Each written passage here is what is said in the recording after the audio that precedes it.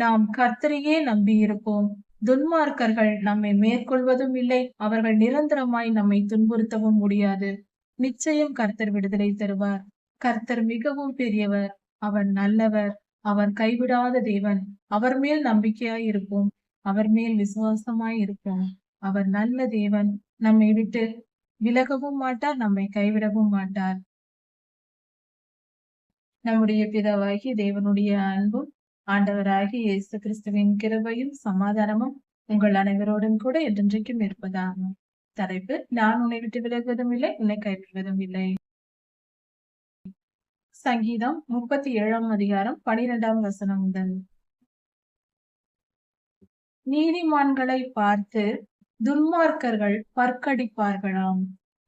நீதிமான்கள் கர்த்தருடைய வழிகளில் நடக்கிறவர்கள், கர்த்தருக்கு உண்மையாய் வாழ்கிறவர்களை பார்த்து துன்மார்க்கர் பற்கடிப்பார்களாம். பல்லை கடித்து எதிரியாய் விரோதம் பாராட்டுவார்களாம். எதிரியாய் நினைத்து அவர்களை எப்படி துன்பப்படுத்தலாம் என்று இவர்கள் யோசிப்பார்கள். அப்படிப்பட்ட ஒரு மனநிலையில் இருப்பார்கள். எரிச்சலோடு, கோபத்தோடு இருப்பார்கள். அப்படி பற்கடிக்கிறவர்களை, துன்மார்க்கரை பார்த்து கர்த்தர் பரலோகத்தில் இருந்து அப்படிப்பட்டவர்களை பார்த்து கர்த்தர் சிரிப்பாராம். உங்கள் நாட்கள் நெருங்கி விட்டது, நீங்கள் அழிய போகும் நாட்கள் நெருங்கி விட்டது என்று சிரிப்பாராம். இதன் பொருள் என்ன? தீயவர்கள் நமக்கு விரோதமாய் எழும்பி நம்மை பார்த்து பற்கடித்து எதிரியாய் நினைத்து நம்மை துன்பப்படுத்த வந்தால், அந்த நேரத்தில் கர்த்தர் அங்கு பரலோகத்திலிருந்து அழிக்க ஆயத்தமாகி விடுவார். அவர்களை அழிப்பதற்கு கர்த்தர் முடிவு செய்து விட்டார் என்று பொருளாகிறது. இதுவே கர்த்தருடைய வழியா இருக்கிறது. அவர் நம்மை ஒருபோதும் கைவிட மாட்டார், நம்மை காப்பாற்றுவார். நீதி நியாயத்தின்படி வாழ்கிறவர்கள், கர்த்தருக்கு பயப்படுகிறவர்கள், தீமை செய்யாதிருப்பவர்கள், கர்த்தருக்கு பயப்பட்டு எளிமையாய் வாழ்கிறவர்கள். எளிமையாய் என்றால் மனதில் எளிமை. பணக்காரர்களாக கூட இருக்கலாம், ஆனாலும் பாவம் செய்வதற்கும் தீமை செய்வதற்கும் பயந்து நான் அப்படி செய்ய மாட்டேன் என்று விலகி பரிசுத்தமாய் நீதியாய் வாழ்கிறவர்கள். சிறுமையானவர்கள், உடல் பலவீனத்தினாலோ பணத்தினாலோ பண வசதி குறைவினாலோ எளிமையாய் இருப்பவர்கள். இப்படி கர்த்தருக்கு பயந்து வாழ்கிறவர்களை பார்த்து துன்மார்க்கர் நாணேற்றுவார்களாம் வில்லில். அவர்களுக்கு விரோதமாய் எழும்பி அவர்களை நான் அழித்து போடுவேன் என்று வருவார்களாம். அப்படிப்பட்ட துன்மார்க்கர் இப்படிப்பட்ட சிறுமையும் எளிமையுமானவர்களை நோக்கி பட்டயத்தை எடுத்துக்கொண்டு வருவார்களாம், வில்லை நாணேற்றி கொண்டு வருவார்களாம். அப்படி என்றால் ஆயுதத்தோடு வந்து இவர்களை அழித்து விட வேண்டும். ஏதாவது ஒரு பிரச்சனையை வைத்து அழித்து விடுவார்கள், அல்லது பேசியே பலவித துன்பத்தை கொடுத்து அவர்களை அழித்து விடுவார்கள். எப்படியாவது இவர்களை அழிக்க வேண்டும் என்று கிளம்பி வருவார்களாம். அவர்கள் எடுத்து வருகிற பட்டயங்கள் அவர்கள் இருதயத்திற்குள்ளேயே போய்விடுமாம். நீதிமான் மேல் எய்வதற்காக எடுத்து வருகிற பட்டயம், வெட்ட எடுத்து வரும் பட்டயம் அவர்கள் இருதயத்திற்குள்ளேயே போய்விடுமாம். அவர்கள் எடுத்து வருகிற வில்லின் நாண், அவைகள் அம்புகள் முறிக்கப்பட்டு போகுமாம். கர்த்தரே இப்படி செய்வார். அவர்கள் நீதிமானுக்கு, துன்மார்க்கர் நீதிமானுக்கு செய்ய நினைக்கிற தீங்கு அவர்களுக்கே திரும்பி போகும். கர்த்தர் அவர்கள் மேல் திரும்ப பண்ணுவார். கர்த்தருடைய பிள்ளைகளின் மேல் எதுவும் வராது, எதுவும் யாரும் பண்ண முடியாது, நம்மை அழிக்க முடியாது. கர்த்தருடைய பிள்ளைகளை அழிக்க வேண்டும் என்று நினைப்பவர்களே அழிந்து போவார்களே தவிர கர்த்தருடைய பிள்ளைகள் அழிந்து போக மாட்டார்கள். கர்த்தரே அவர்களை பாதுகாத்து நீதியின்படி எளிமையும் சிறுமையுமாய் இருப்பவர்களை அவர் காப்பாற்றுவார். அதாவது உதவிக்கு யாரும் இல்லை இவர்களுக்கு என்று தெரிந்து கொண்டு அவர்களை கொடுமைப்படுத்துவார்கள். கேட்பதற்கு யார் இருக்கிறார்? சில நேரங்களில் பெண்களின் மேல் இப்படிப்பட்ட ஆதிக்க காரியங்கள் நடைபெறுகிறது. இவள் பெண் தானே, இவளால் என்ன செய்ய முடியும் என்று ஆண்கள் துன்புறுத்துவது, அடிப்பது, கொடுமைப்படுத்துவது போன்ற காரியங்களை செய்கிறவர்கள் உண்டு. அப்படிப்பட்டவர்கள் எதை நினைத்து அந்த பெண்ணை கொடுமைப்படுத்துகிறார்களோ, அந்த பெண் கர்த்தருடைய வழிகளில் நடக்கிற நீதிமானாய் இருந்தால் கர்த்தர் அந்த மனிதனை அழித்து போடுவார். கர்த்தர் அந்த பெண்ணுக்கு உதவியாய் இருப்பார். பெண் என்பவர் பலவீனமானவர் என்பதினால் ஒரு ஆண் அந்த பெண்ணை துன்புறுத்தக் கூடாது. நீதியின்படி வாழ்கிற பெண்களை ஒரு காரணமும் இல்லாமல் துன்புறுத்தினால் பெண் கொடுமை இந்த உலகத்தில் பெருகி இருக்கிறது. இப்படிப்பட்ட காரியங்கள் செய்கிறவர்கள் மேல் கர்த்தர் விட்டுவிட மாட்டார். அந்த பெண்ணினத்திற்காக அவர் எழும்பி வருவார், அவர்களை அழித்து போடுவார். துன்மார்க்கர் ஆணாய் இருந்தாலும் பெண்ணாய் இருந்தாலும் அழித்து போடப்படுவார்கள். சிறுமையும் எளிமையும் ஆனவர்கள், திக்கற்றவர்கள், எனக்கு உதவி செய்ய யாரும் இல்லை என்று சொல்பவர்களை கர்த்தர் கைவிட மாட்டார். அவர்களுக்கு கர்த்தரே உதவியாய் இருந்து ஆளுகை செய்து அவர்களை வழிநடத்துவார். எல்லா காவலுடன் காத்துக் கொள்வார். துன்மார்க்கருக்கு இருக்கிற அநேகம் செல்வங்கள், சொத்துகள், பொருள்கள் எல்லாவற்றை விட நீதிமானுக்கு இருக்கிற கொஞ்சமே நல்லது. நீதிமானாய் வாழ்ந்து சிறிதளவு பணத்தோடு சிறிய ஒரு எளிமையான வாழ்க்கை வாழ்வதே சிறந்தது.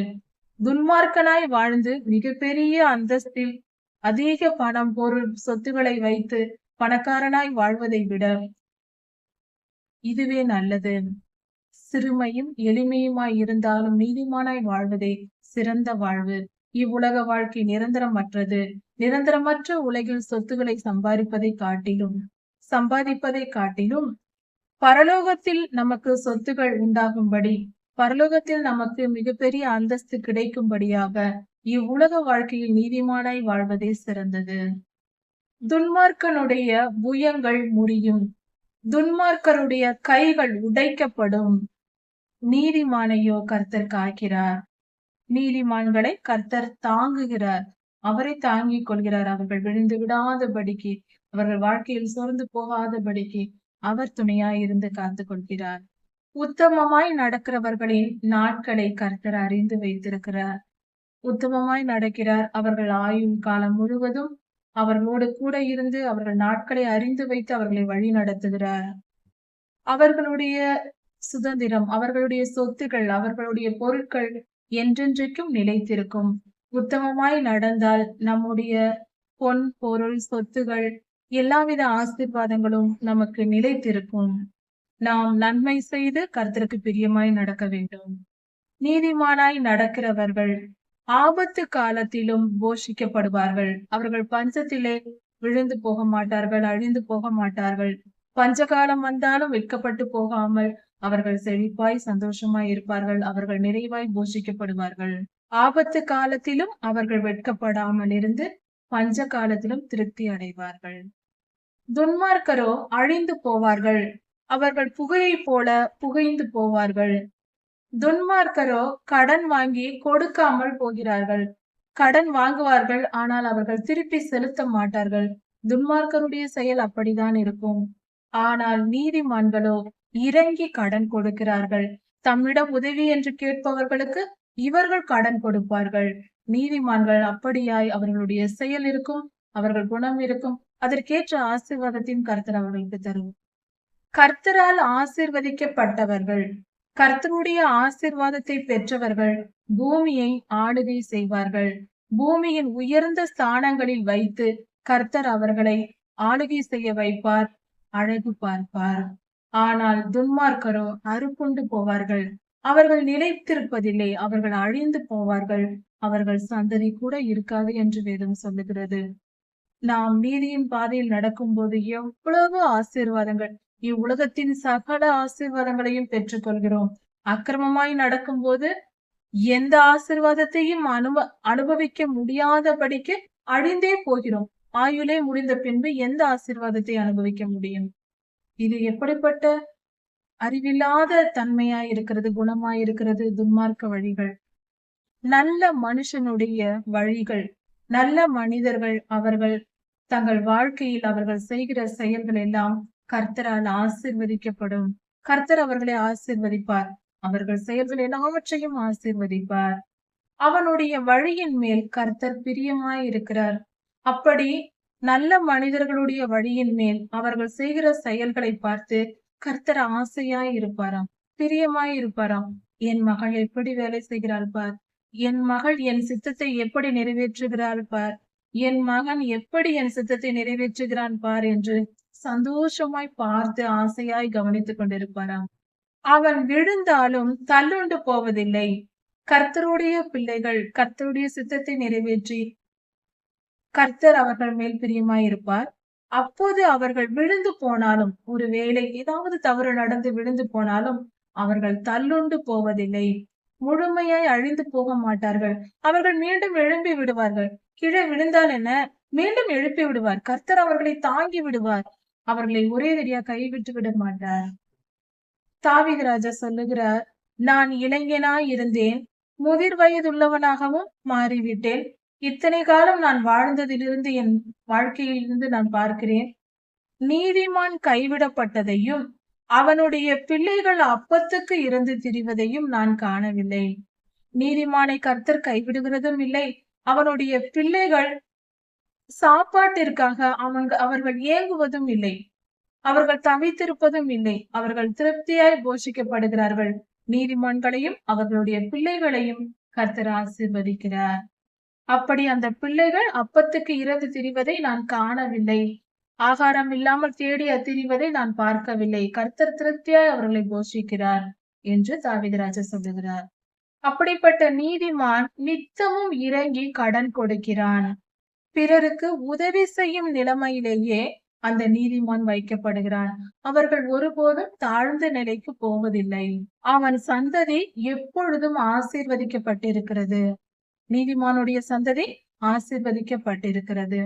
அதனால் தீமையை விட்டு விலகி நன்மை செய், எப்பொழுதும் பிழைத்திருக்கலாம். நாம் நிரந்தரமாய் நிலைத்திருக்கலாம். நிறைவான வாழ்வையும் பெற்றுக்கொள்ளலாம். கர்த்தர் நியாயத்தை விரும்புகிறவர். அவர் தமது பரிசுத்தவான்களை கைவிடுகிறதில்லை. தம்முடைய பரிசுத்தவான்களை ஒருபோதும் கைவிடாமல் அவர்களை காப்பாற்றுகிறார். துன்மார்க்கருடைய சந்ததி அழிந்து போகும். தீமை செய்து வாழ்கிறவர்கள் தங்களுக்கு மட்டும் அல்லாமல் தங்கள் வாழ்க்கையிலும் அவர்கள் நன்மையை பெறப்போவதில்லை. தங்களுடைய சந்ததிகள், தன்னுடைய பிள்ளைகள், தங்களுடைய சந்ததிகள் எல்லோருமே அவர்கள் நன்றாயிருக்க முடியாது. அவர்கள் வாழ்வும் நன்றாயிருக்காது. இவர்கள் செய்யும் பாவம், துன்மார்க்கம் அவர்களையும் அதற்குரிய பலனை கொண்டு போய் சேர்த்துவிடும் என்பதை புரிந்து கொள்ள வேண்டும். துன்மார்க்கமாய் வாழக்கூடாது. நீதிமான்கள் பூமியை சுதந்திரித்துக் கொண்டு என்றென்றைக்கும் வாழ்ந்திருப்பார்கள். கர்த்தருடைய வழிகளில் நடந்து வசனத்தின்படி வேதாகமத்தை படித்து அதன்படி வாழ்கிறவர்கள் அவர்கள் வாழ்க்கையில் நீதிமான்களாய் இருப்பார்கள். அப்படிப்பட்டவர்கள் இந்த பூமியை சுதந்திரித்துக் கொண்டு நிரந்தரமாய் இருப்பார்கள், நிலைத்திருப்பார்கள். பூமியிலே என்றென்றைக்கும் வாழ்ந்திருப்பார்கள். நித்திய ஜீவனை சுதந்திரித்துக் கொள்வார்கள். அப்படி என்றால் அவர்கள் மரணம் அடைந்தாலும் உயிர்த்தெழும்பி பரலோக ராஜ்யத்தை பெற்றுக் கொள்வார்கள். பரலோக வாழ்வை, கர்த்தரோடு வாழ்கிற வாழ்க்கையை நம்மால் பெற்றுக்கொள்ள முடியும். கர்த்தருடைய ஆசீர்வாதமாய் இருக்கிறது. கர்த்தருடைய வார்த்தையை கேட்டு நடக்கும் போது நமக்கு இது கிடைக்கிறது. நீதிமானுடைய வாய் ஞானத்தை உணர்ந்து கொள்ளும். நீதிமான்கள் ஞானத்தை உணர்ந்து கொள்வார்கள், புரிந்து கொள்வார்கள். அதாவது அறிந்து கொள்ளவும் முடியும், உணர்ந்து கொள்ளவும் முடியும். அறிந்து கொண்டால் அதை செயல்படுத்த மாட்டார்கள். உணர்ந்து கொண்டாலும், அறிந்து உணர்ந்து கொண்டால்தான் அதை செயல்படுத்த முடியும். அதனால் உணர்ந்தும் கொள்வார்கள். நீதிமான்கள் தான் ஞானத்தை உணர்ந்து கொள்வார்கள். கர்த்தருடைய அறிவை உணர்ந்து கொள்வார்கள். வசனத்தை புரிந்து கொண்டு அதன்படி நடப்பார்கள். இதெல்லாம் நீதிமான்களுக்கே தகும். அவர்களுக்கே அந்த ஞானம் உண்டு. அவர்களுடைய வாயும் நீதியை பேசும். நீதிமானுடைய தேவன், நம்முடைய பிதாவாகிய தேவன், நீதிமான்களாகிய நமக்கு கொடுத்திருக்கிற வேத வசனம் நம் இருதயத்தில் இருக்கிறது. அதனால் நம்முடைய நடைகள் ஒன்றும் பிசகுவதில்லை. நம் நடைகள் நாம் வாழ்க்கையில் எந்த தவறும் செய்து விடுவதில்லை. சிறியது தவறு கூட நாம் செய்துவிட மாட்டோம். கர்த்தருடைய வசனம் நமக்குள் இருக்கும்போது, நம் இருதயத்தில் இருக்கும்போது நாம் முழு பாதுகாப்படைகிறோம். பாவம் செய்ய மாட்டோம். பரிசுத்தமாய் வாழ்வோம். துன்மார்க்கன், தீயவர்கள் நீதிமான்கள் மேல் கண் வைத்து அவர்களை கொல்ல வகை தேடுவார்கள். எப்படியாவது கொன்று போடுவோம் என்று வகை தேடி திரிவார்கள். கர்த்தரோ அவனை இவன் கையில் விடுவதில்லை. நீதிமானை துன்மார்க்கன் கையில் கர்த்தர் விடமாட்டார். நியாய தீர்ப்பு நடக்கும் போதும் கர்த்தர் நீதிமானை ஆக்கினைக்குள்ளாக தீர்க்க மாட்டார். அவர் நீதிமானை ஒருபோதும் கைவிடாமல் பாதுகாத்துக் கொள்வார். நாம் கர்த்தருக்கு காத்திருந்து அவருடைய வழிகளை கவனித்து காத்து கொள்ள வேண்டும். கர்த்தருடைய சமூகத்தில் காத்திருக்க வேண்டும். தினமும் வேத தியானம் செய்ய வேண்டும். தினமும் ஜெபிக்க வேண்டும். எப்பொழுதும் கர்த்தருடைய வசனத்தின் நினைவில் கர்த்தருடைய வழிகளை நாம் நினைத்துக் கொண்டிருக்க வேண்டும். எந்த செயலை செய்தாலும், எந்த வாழ்க்கையில் எந்த காரியம், அன்றாட காரியங்கள் செய்தாலும், தினந்தோறும் நம்முடைய பேச்சு, நம்முடைய செயல், நம்முடைய நினைவுகள், நம்முடைய சிந்தனைகள் எல்லாம் கர்த்தருடைய விருப்பத்தின்படி, வேத வசனத்தின்படி நாம் செய்யும் பொழுது, கர்த்தர் நம்மை பாதுகாப்பார். அவர் இந்த பூமியை ஆளுகை செய்யும் அளவுக்கு நம்மை உயர்த்துவார். துன்மார்க்கர்கள் அறுப்புண்டு போவதை நீ காண்பாய். துன்மார்க்கர் நமக்கு விரோதமாய் எழும்பி கர்த்தருடைய பிள்ளை என்ற ஒரே காரணத்தினால் நம்மை துன்புறுத்துகிறவர்கள் அழிந்து போவார்கள். அவர்களுடைய அழிவை நம் கண்கள் காணும். அப்படி கர்த்தர் அவர்களை அழித்து நமக்கு காண்பிப்பார். நமக்காக அவர் யுத்தம் செய்வார். ஒரு கொடிய துன்மார்க்கனான ஒரு மனிதனை தாவீதையா பார்த்தாராம் அவர் வாழ்நாளில். அப்படி அவன் மிகவும் செழிப்பாய் இருந்தானாம். செல்வந்தனாய், மிக பணக்காரனாய் அவன் வாழ்ந்து வந்தானாம்.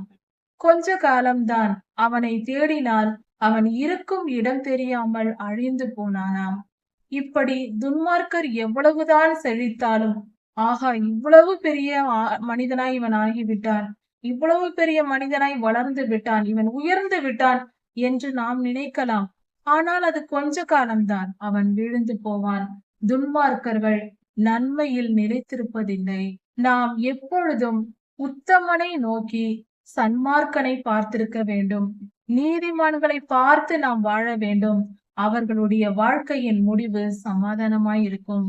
நாம் அப்படிப்பட்டவர்களை பார்த்து அவர்களைப் போல நாம் வாழும் பொழுது நமக்கும் சமாதானம் கிடைக்கும். அவர்களுடைய வாழ்க்கையின் முடிவு சமாதானத்தில் தான் நிரம்பும்.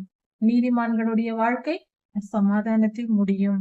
நாமும் அந்த வாழ்க்கையை பெற்றுக்கொள்வோம், கற்றுக்கொள்வோம். அக்கிரமக்காரர்கள் ஏகமாய் அழிக்கப்பட்டு போவார்கள். அக்கிரமக்காரர்களை கர்த்தர் முற்றிலும் அழித்து போடுவார். அழிக்கப்படுவதே துன்மார்க்கரின் முடிவு. துன்மார்க்கருடைய முடிவு என்ன? அழிவு மட்டும்தான். கர்த்தருடைய பிள்ளைகளோ நிரந்தரமாய் நிலைத்திருப்பார்கள். நீதிமான்களுடைய பாதுகாப்பு கர்த்தரால் வரும். நீதிமான்களுக்கு பாதுகாப்பை கர்த்தரே தருவார். பரலோகத்திலிருந்து கர்த்தரே நமக்கு பாதுகாப்பை கொடுத்து நம்மை ஆசீர்வதிப்பார். இக்கட்டு காலத்தில், நெருக்கமான காலத்தில் கர்த்தரே நம் அடைக்கலம். எப்படிப்பட்ட நெருக்கமான சூழ்நிலை வந்தாலும் கர்த்தாவே நீரே என் அடைக்கலம் என்று கர்த்தரையே நாம் நம்பி இருக்க வேண்டும். கர்த்தர் இப்படி இக்கட்டு காலத்தில் நெருக்கமான வாழ்க்கை வாழ்கிறவர்களுக்கு கர்த்தர் உதவி செய்து அவர்களை விடுவிப்பார். கர்த்தரையே அவர்கள் நம்பி இருப்பதினால் அவர்களை நிச்சயம் கர்த்தர் விடுவிப்பார். அவர்களை துன்மார்க்கருடைய கைகளுக்கு தப்புவித்து அவர்களை மீட்டு கொள்வார். கர்த்தர் நிச்சயம் இதை செய்வார். நாம் கர்த்தரையே நம்பி இருப்போம். துன்மார்க்கர்கள் நம்மை மேற்கொள்வதும் இல்லை. அவர்கள் நிரந்தரமாய் நம்மை துன்புறுத்தவும் முடியாது. நிச்சயம் கர்த்தர் விடுதலை தருவார். கர்த்தர் மிகவும் பெரியவர். அவர் நல்லவர். அவர் கைவிடாத தேவன். அவர் மேல் நம்பிக்கையாய் இருப்போம். அவர் மேல் விசுவாசமாய் இருப்போம். அவர் நல்ல தேவன். நம்மை விட்டு விலகவும் மாட்டார், நம்மை கைவிடவும் மாட்டார். கர்த்தர் உங்களை ஆசீர்வதிப்பாராக. இதன் தொடர்ச்சியை அடுத்த செய்தியில் பார்க்கலாம். மாரநாதா.